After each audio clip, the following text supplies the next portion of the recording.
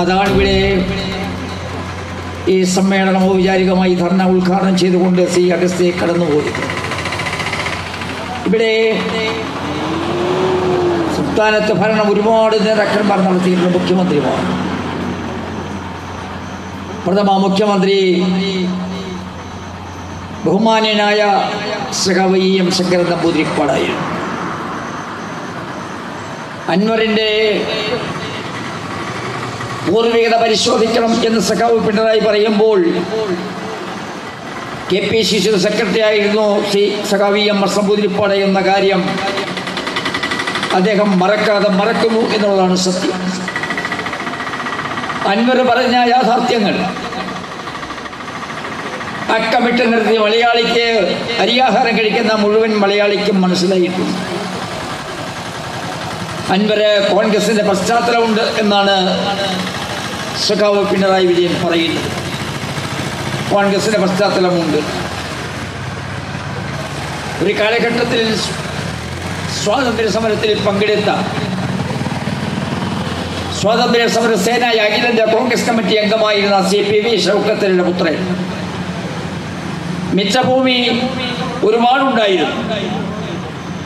ഇടവണ്ണയിലെ പുഴയ്ക്കക്കരെ ഉള്ള തറവാട് ഞാനൊരു 15 തവണയെങ്കിലും പോയിട്ടുണ്ട്. KSUവിൻ്റെ ജില്ലാ സെക്രട്ടറി ആയിരുന്നു അൻവർ. പറയുന്നത് ആവർത്തിക്കാൻ യാതൊരു മടിയുമില്ലാത്ത പിതാവിൻ്റെ പുത്രനാണ് അൻവർ. ഒരു നാളേക്ക് പോകുന്ന ആളുമല്ല. അത് കമ്മ്യൂണിസ്റ്റ് മാർക്സിസ്റ്റ് പാർട്ടിക്ക് പറയാം, നിലമ്പൂരിലെ ഷൗക്കത്ത് അലി സാഹിബിൻ്റെ കുടുംബക്കാർക്ക് പറയാം. ഒരുപാട് കാര്യങ്ങൾ ഇവിടെ അക്കമിട്ട് നിർത്തിയ എല്ലാ കാര്യങ്ങളും മുഖ്യമന്ത്രിയുടെ പൊളിറ്റിക്കൽ സെക്രട്ടറി ശശിയുടെ അടുക്കൽ പറഞ്ഞപ്പോൾ എല്ലാം കേട്ടു, എല്ലാം ഭംഗിയാക്കാം, എല്ലാം ശരിയാക്കാം എന്ന് പറഞ്ഞുകൊണ്ടിരുന്നു. അളമുട്ടിയാൽ ചേരയും ഗണിക്കും എന്ന് പറയുന്നത് പോലെ അവസാനമാണ് ഇവിടെ ഓരോ സംഭവങ്ങൾ ക്രോണോളജിക്കലായി ക്രമാനുഗതമായി ഓരോന്നോരോന്നായി പുറത്തേക്ക് വിടാൻ അൻവർ നിർബന്ധിതനായത്. മുഖ്യമായ ശശിക്ക് കൊടുത്തു, മാർഗമില്ല. മുഖ്യമന്ത്രിക്ക് കൊടുത്തു, നിർവാഹമില്ല. പാർട്ടി സെക്രട്ടറി ഗോവിന്ദന് കൊടുത്തു, ഗോവിന്ദ വരച്ചുകൊണ്ടിരുന്നതല്ലാതെ പരാതിക്ക് തീരുമാനമില്ല. സഹി കെട്ടപ്പോഴാണല്ലോ റോൾ മോഡൽ ദാവീദ് ഇബ്രാഹിമിനെ കൂട്ടുപിടിച്ച സ്വഭാവത്തിൽ കാര്യങ്ങളിലേക്ക് പോയത്.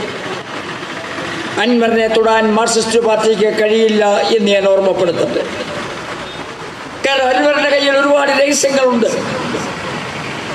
കേരളത്തിലെ മുഖ്യമന്ത്രിയോടൊപ്പമുള്ള സഹമന്ത്രിമാർ അവരുടെ ടെലിഫോണുകൾ ചോർത്തിയെടുത്ത വിവരങ്ങൾ, ഉന്നതരായ പോലീസ് ഉദ്യോഗസ്ഥന്മാരുടെ രഹസ്യ രേഖകൾ,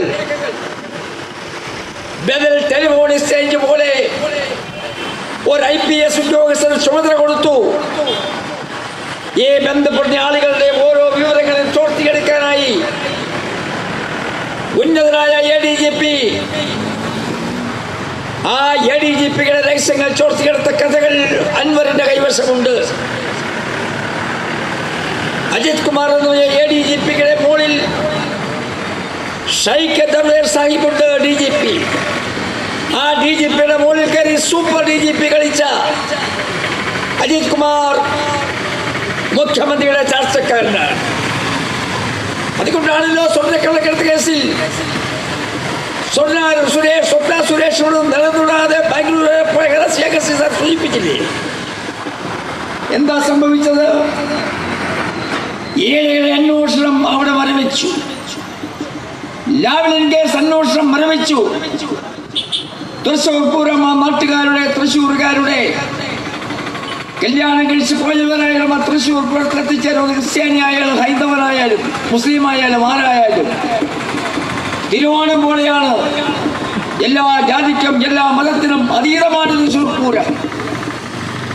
ഉത്രാളിക്കാവാണ് അതിനു മുമ്പുണ്ടാവുന്ന തൃശ്ശൂർ പൂരത്തിന്റെ ഒരു മുൻഗാമി. ആ ഉത്രാളിക്കാവ് ക്ഷേത്രത്തിലെ പൂരം കഴിഞ്ഞാൽ പിറ്റേ ആഴ്ചയിലാണ് തൃശ്ശൂർ പൂരം. ആ തൃശ്ശൂർ പൂരം പൊളിക്കാൻ തീരുമാനമെടുത്ത കമ്മ്യൂണിസ്റ്റ് മാർക്സിസ്റ്റ് പാർട്ടി എന്തിനു വേണ്ടിയായിരുന്നു? ഇവിടെ പറഞ്ഞുവല്ലോ, സുരേഷ് ഗോപിയെ MP ആക്കിയാൽ തങ്ങളുടെ പേരിലുള്ള എല്ലാ കേസുകളും മാറ്റിക്കളയാൻ ED എന്ന് പറയുന്ന എല്ലാ സംവിധാനങ്ങളെയും ഉപയോഗിക്കാൻ BJP എന്ന് പറയുന്ന കേന്ദ്രം ഭരിക്കുന്ന അധികാരികൾ, മോഡിയുടെ ഭരണകൂടം അരുന്നുന്നു, കൂട്ടുന്നു എന്നുള്ളതാണ് യാഥാർത്ഥ്യം.